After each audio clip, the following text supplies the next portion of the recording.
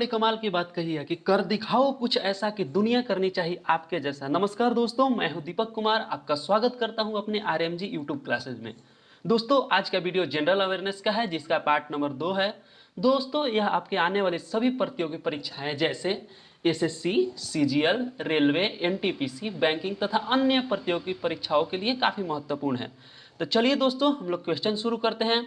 आपका question first ये है, खिचड़ी किसके लिए प्रसिद्ध है? तो बताइए दोस्तों, खिचड़ी खान किसके लिए प्रसिद्ध है? हमारा ऑप्शन ए है सोना, बी है तांबा, सी है एल्यूमिनियम और डी है उर्वरक। तो दोस्तों, खिचड़ी खान तांबा के लिए प्रसिद्ध है। तो चलिए दोस्तों, इसके बारे में और हम इम्पोर्टेंट फैक्ट जानते हैं। दोस्तों, यह राजस्थान के झुंझुनू जिला में स्थित है। खिचड़ी खान राजस्थान के झुंझुनू जिला में स्थित है और दोस्तों, इसका नियंत्रण एचसीएल करता है, अर्थात हिंदुस्तान कॉपर लिमिटेड। यदि हम इसकी उत्पादन की बात की जाए तो खिचड़ी खान में उत्पादन 5 फरवरी 1975 से शुरू हो गया था। तो चलिए दोस्तों, हम लोग अगले क्वेश्चन की ओर चलते हैं। हमारा अगला क्वेश्चन है, फान किस क्षेत्र की गर्म हवा है? तो बताइए दोस्तों, फान किस क्षेत्र की गर्म हवा है? तो दोस्तों, फान अल्पस पर्वत के उत्तरी ढाल से नीचे बहने वाली गर्म हवा है। दोस्तों, इसका हमारा ऑप्शन नंबर ए सही हो जाएगा, यानी यह अल्पस क्षेत्र की गर्म हवा है।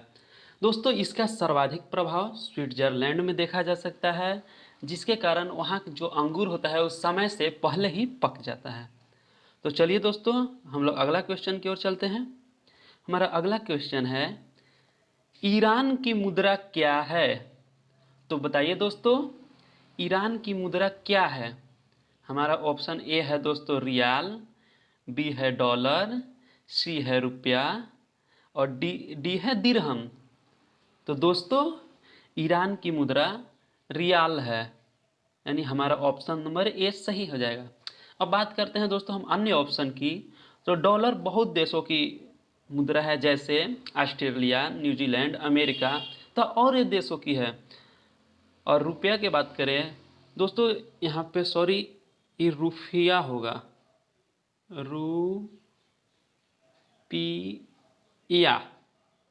रुपया होगा दोस्तों। यह इंडोनेशिया की मुद्रा है।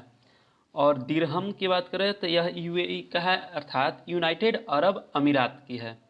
तो चलिए दोस्तों, हम लोग अगला क्वेश्चन की ओर अब बढ़ते हैं। हमारा अगला क्वेश्चन है दोस्तों, ऑस्ट्रेलिया की राजधानी कहाँ है? तो बताइए दोस्तों, ऑस्ट्रेलिया की राजधानी कहाँ है? हमारा ऑप्शन ए है सिडनी, बी है कैनबरा, सी है मेलबर्न और डी है ब्रिस्बेन। तो दोस्तों, इसका सही आंसर हो जाएगा कैनबरा, अर्थात ऑप्शन नंबर बी। ऑस्ट्रेलिया की राजधानी कैनबरा है।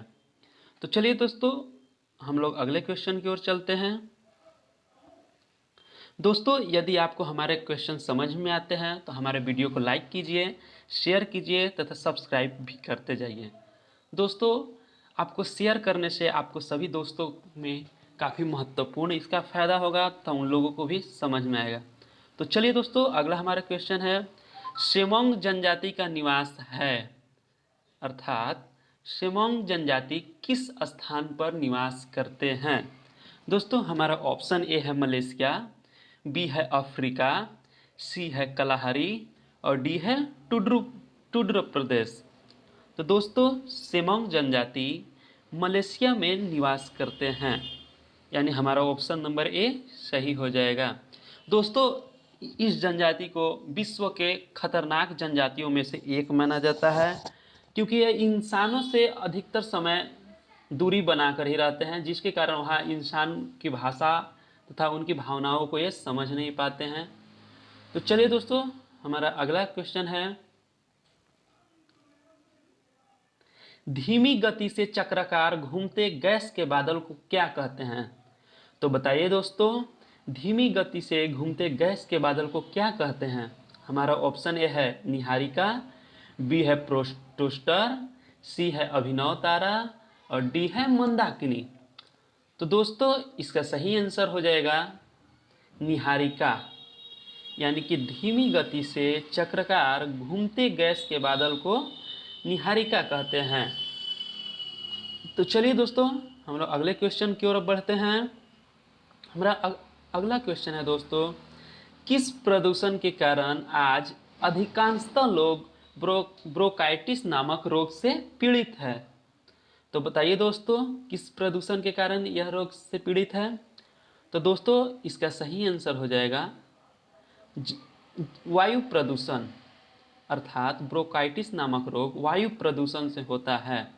दोस्तों यह रोग मुख्य रूप से फेफड़ा को संक्रमित करता है और जो इसका श्वास नली होता है हमारे शरीर के अंदर, उसमें सूजन पैदा कर देता है और गुब्बारे की तरह फूल जाता है, जिसके कारण कभी कभी व्यक्ति का अगर सही रूप से इलाज नहीं हुआ तो उसका मृत्यु भी होने का चांस अधिक रहता है। तो चलिए दोस्तों, हमारा अगला क्वेश्चन है, पिपली घाट दर्रा किस पर्वतीय भाग में है? तो बताइए दोस्तों, पिपली घाट दर्रा किस पर्वतीय भाग में है?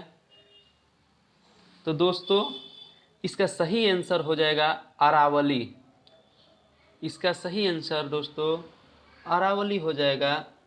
दोस्तों यह हमारे देश के लिए काफ़ी महत्वपूर्ण भूमिका निभाता है। यह दर्रा पर्वतीय भाग अरावली में है। तो चलिए दोस्तों, हम अगले क्वेश्चन की ओर चलते हैं। हमारा नेक्स्ट क्वेश्चन है दोस्तों, कौन सा पर्वतीय दर्रा लेह को श्रीनगर से जोड़ता है? तो बताइए दोस्तों, कौन सा पर्वतीय दर्रा लेह को श्रीनगर से जोड़ता है? हमारा ऑप्शन ए है बोमडिला, बी है लिपुलेक, सी है जोजिला और डी है काराकोरम। तो दोस्तों इसका सही आंसर है, आप भी बता सकते हैं दोस्तों, कमेंट करके आप हमें बताइए। तो दोस्तों इसका सही आंसर है जोजिला, यानी कि पर्वतीय दर्रा जोजिला श्रीनगर और लेह को जोड़ता है। तो चलिए दोस्तों इसके बारे में कुछ इंपॉर्टेंट फैक्ट जानते हैं। दोस्तों श्रीनगर से लेह की दूरी करीब 450 किलोमीटर है। दोस्तों हमारे यहाँ सेनाओं जो कारगिल में पाकिस्तान और चीन के जो बॉर्डर पर स्थित रहते हैं, उनके लिए यह दर्रा काफ़ी महत्वपूर्ण साबित होता है। वहाँ पे खाने पीने से लेकर शस्त्र की सप्लाई के लिए भी यह दर्रा काफ़ी महत्वपूर्ण भूमिका निभाती है।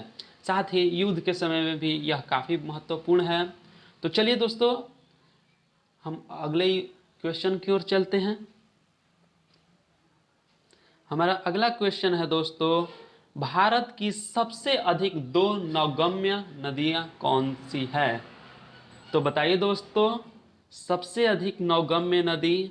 दोस्तों सबसे पहले मैं बता दूं, नौगम्य नदी का मतलब होता है कि वैसा नदी, नहर, झील जिसकी गहराई और चौड़ाई, इसके पानी की गति इतनी हो कि कोई भी जलयान इसमें आसानी से पार हो सके। साथ ही कुछ रुकावटें जैसे पत्थर जो रास्ते में आते हैं उससे भी यह पार हो सके। तो उस प्रकार की यदि कोई गहराई वाली जगह है, जैसे नील झील है, तालाब है, नहर है, तो उसे हम नौगम्य बोल सकते हैं कि उसके अंदर नौगम्यता है। तो दोस्तों बताइए दोस्तों, ये हमारे जो भारत की नदियां हैं उनमें कौन सी 2 नदी है जिनमें नौगम्यता का गुण पाया जाता है? हमारे ऑप्शन ए है दोस्तों कावेरी और गोदावरी नदी, बी है गंगा और ब्रह्मपुत्र नदी, सी है गंगा और सिंधु नदी और डी है ब्रह्मपुत्र और यमुना नदी। तो दोस्तों इसका सही आंसर हो जाएगा गंगा और ब्रह्मपुत्र नदी। गंगा और ब्रह्मपुत्र नदी भारत की 2 ऐसी नदियां हैं जिनमें नौगम्यता का गुण पाया जाता है। तो चलिए दोस्तों हम लोग अगले क्वेश्चन की ओर बढ़ते हैं। हमारा अगला क्वेश्चन है, तुजु दर्रा भारत को किस देश से जोड़ता है? तो बताइए दोस्तों, तुजु दर्रा भारत को किस देश से जोड़ता है? हमारा ऑप्शन ए है चीन, बी है म्यांमार, सी है नेपाल और डी है भूटान। तो दोस्तों इसका सही आंसर हो जाएगा म्यांमार, अर्थात तुजु दर्रा भारत और म्यांमार को जोड़ता है। तो दोस्तों यह भी जान लीजिए तुजु दर्रा किस राज्य में स्थित है। तो दोस्तों यह तुजु दर्रा मणिपुर राज्य में स्थित है तथा यहीं से मणिपुर और भारत को जोड़ने का रास्ता है। तो चलिए दोस्तों हम लोग अगले क्वेश्चन की ओर चलते हैं। हमारा अगला क्वेश्चन है, वेतन कप किस खेल से संबंधित है? तो बताइए दोस्तों, वेतन कप किस खेल से संबंधित है? हमारा ऑप्शन ए है क्रिकेट, बी है हॉकी, सी है फुटबॉल और डी है टेनिस। तो दोस्तों इसका सही आंसर हो जाएगा, वेतन खेल हॉकी से संबंधित है, यानी इसका ऑप्शन नंबर बी सही हो जाएगा। चलिए दोस्तों इसके बारे में कुछ इंपॉर्टेंट फैक्ट जान लेते हैं। दोस्तों वेतन कप हॉकी से संबंधित है। दोस्तों इसकी स्थापना 1895 ईस्वी में की गई थी और इसका आयोजन बंगाल हॉकी एसोसिएशन द्वारा किया जाता है और इसको में एस्ट्रोटर्फ, जो जिसे हम कृत्रिम घास बोल सकते हैं, उस पर किया जाता है और इसका मुख्य रूप से आयोजन करता है कोलकाता में किया जाता है। तो चलिए दोस्तों हम लोग अगले क्वेश्चन की ओर चलते हैं। हमारा अगला क्वेश्चन है दोस्तों, अर्जुन पुरस्कार की शुरुआत किस वर्ष हुई? तो बताइए दोस्तों, अर्जुन पुरस्कार की शुरुआत किस वर्ष हुई थी? तो दोस्तों हमारा ऑप्शन ए है 1951, बी है 1957, सी है 1961 और डी है 1964। तो दोस्तों अर्जुन पुरस्कार की शुरुआत 1961 ईस्वी में की गई थी, यानी अर्जुन पुरस्कार की शुरुआत 1961 ईस्वी में की गई थी। तो चलिए दोस्तों इसके बारे में कुछ इंपॉर्टेंट जान लेते हैं। तो दोस्तों अभी तक कुल मिलाकर 881 लोगों को और एक टीम को यह अवार्ड दिया जा चुका है। दोस्तों इसकी राशि के बारे में बात करें तो अर्जुन पुरस्कार में राशि 15 लाख रुपये मिलता है। दोस्तों लास्ट बार इसको कब दिया गया था? तो लास्ट बार इसको अगस्त 2020 में अर्जुन पुरस्कार दिया गया था। तो चलिए दोस्तों हम लोग अगले क्वेश्चन की ओर चलते हैं। इलेक्ट्रॉनिक कंप्यूटर का आविष्कार किसने किया था?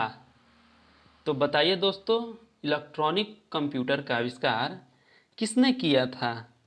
हमारा ऑप्शन है डॉक्टर अलान एम ट्यूरिंग, बी है कार्ल बेंज, सी है थॉमस अल्वा एडिसन और डी है एडवर्ड टेलर। तो दोस्तों इसका सही आंसर हो जाएगा डॉक्टर एलन एम ट्यूरिंग। इन्होंने इलेक्ट्रॉनिक कंप्यूटर का आविष्कार किया था। तो चलिए दोस्तों हम अगले क्वेश्चन की ओर चलते हैं। हमारा अगला क्वेश्चन है, निम्न में से कौन सिंधु समुद्र तट पर नहीं है? तो बताइए दोस्तों, कौन सा जो सिंधु समुद्र तट पर नहीं है? हमारा ऑप्शन ए है राकोदा, बी है लोथल, सी है बालाकोट और डी है कोट दीजी। तो दोस्तों इसका सही आंसर हो जाएगा कोट दीजी, जो सिंधु समुद्र तट पर नहीं है। बाकी राकोता, लोथल, बालाकोट ये सब सिंधु समुद्र तट पर स्थित है। केवल कोट दीजी जो है वो दूसरे यहाँ पे स्थित है। तो चलिए दोस्तों हम अगले क्वेश्चन की ओर चलते हैं। दोस्तों हमारा अगला क्वेश्चन है, किस ग्रंथ में चंद्रगुप्त मौर्य के लिए विसल शब्द का प्रयोग किया गया है? तो बताइए दोस्तों, किस ग्रंथ में चंद्रगुप्त मौर्य को विसल शब्द के रूप में प्रयोग किया गया है? तो दोस्तों हमारा ये ऑप्शन है ब्राह्मण साहित्य, बी है जैन साहित्य, सी है मुद्रा राक्षस और डी है बौद्ध ग्रंथ। तो दोस्तों इसका सही आंसर हो जाएगा मुद्रा राक्षस। मुद्रा राक्षस ग्रंथ में चंद्रगुप्त मौर्य के लिए विसल शब्द का प्रयोग किया गया है, यानी इसका आंसर सी सही हो जाएगा। तो चलिए दोस्तों हम लोग अगले क्वेश्चन की ओर चलते हैं। हम्पी के पुरातात्विक अवशेष निम्न में से किस राज्य में मिलते हैं? तो बताइए दोस्तों, हमारा ऑप्शन ए है तमिलनाडु, बी है कर्नाटक, सी है आंध्र प्रदेश और डी है महाराष्ट्र। तो दोस्तों इसका सही आंसर हो जाएगा कर्नाटक, यानी ऑप्शन नंबर बी सही है। दोस्तों इसके बारे में कुछ इंपॉर्टेंट फैक्ट जान लेते हैं। दोस्तों हम्पी मध्यकालीन हिंदू राज्य विजयनगर की राजधानी थी। दोस्तों यह तुंगभद्रा नदी के तट पर स्थित है। और इसे यूनेस्को के द्वारा विश्व विरासत में शामिल भी किया गया है। तो चलिए दोस्तों, हम लोग अगले क्वेश्चन की ओर चलते हैं। हमारा अगला क्वेश्चन है दोस्तों, किस शासक ने सर्वप्रथम जजिया कर लगाया था? तो बताइए दोस्तों, किस शासक ने सर्वप्रथम जजिया कर लगाया? हमारा ऑप्शन ए है बलबन, बी है मोहम्मद कासिम, सी है महमूद गजनवी और डी है मोहम्मद गौरी। तो दोस्तों इसका सही आंसर हो जाएगा हमारा ऑप्शन नंबर बी यानी मोहम्मद कासिम। इन्होंने सर्वप्रथम जजिया कर लगाया। तो दोस्तों चलिए इसके बारे में हम कुछ जान लेते हैं। दोस्तों जजिया कर एक प्रकार का धार्मिक कर है। इसे मुस्लिम राज्य में रहने के बदले दिया जाता है, अर्थात जो भी गैर मुस्लिम यदि मुस्लिम राज्य में रहता है तो उसे वहाँ के लिए जजिया कर देना पड़ेगा। उसे देने के बाद ही वह अपने धर्म का पालन कर सकता है। तो दोस्तों इसकी समाप्ति मुगल शासक अकबर ने की थी। तो चलिए दोस्तों हम लोग अगले क्वेश्चन की ओर चलते हैं। सिंधु सभ्यता के मापक किस गुणज भार के थे? तो बताइए दोस्तों, सिंधु सभ्यता के मापक किस गुणज भार के थे? हमारा ऑप्शन ए है 14 गुणज भार, बी है 10 गुणज भार, सी है 16 गुणज भार और डी है 8 गुणज भार। तो दोस्तों इसका सही आंसर हो जाएगा 16 गुणज भार, यानी सिंधु सभ्यता के मापक 16 गुणज भार के थे, यानी ऑप्शन नंबर सी। तो चलिए दोस्तों हम लोग आज के लास्ट क्वेश्चन की ओर चलते हैं। हमारा लास्ट क्वेश्चन है दोस्तों, अंतर्राष्ट्रीय वित्त निगम का मुख्यालय कहाँ है? यानी इंटरनेशनल फंड कॉरपोरेशन का मुख्यालय कहाँ है? तो बताइए दोस्तों, हमारा ऑप्शन है जेनेवा, बी है रोम और सी है वाशिंगटन और डी बैरोबी। तो दोस्तों इसका सही आंसर हो जाएगा वाशिंगटन, यानी हमारा ऑप्शन नंबर सी, अंतर्राष्ट्रीय वित्त निगम का मुख्यालय वाशिंगटन है। तो दोस्तों चलिए इसके बारे में कुछ इंपॉर्टेंट फैक्ट जानते हैं। दोस्तों अंतर्राष्ट्रीय वित्त निगम की स्थापना 1944 ईस्वी में की गई थी। दोस्तों इसमें सदस्य की बात करें तो इसमें कुछ 189 देश IBRD है और 173 देश IDA है। तो दोस्तों आज के लिए बस इतना ही। दोस्तों मिलते हैं हम अगले वीडियो में। दोस्तों यदि आपको हमारे वीडियो अच्छे लगते हैं तो लाइक कीजिए, शेयर कीजिए तथा सब्सक्राइब करना ना भूलें दोस्तों, क्योंकि आपका मनोबल ही हमारे मनोबल को बढ़ाता है, आपका सपोर्ट ही हमें मनोबल मेरी बढ़ाता है। तो चलिए दोस्तों आज के लिए इतना ही काफ़ी। जय हिंद, जय भारत।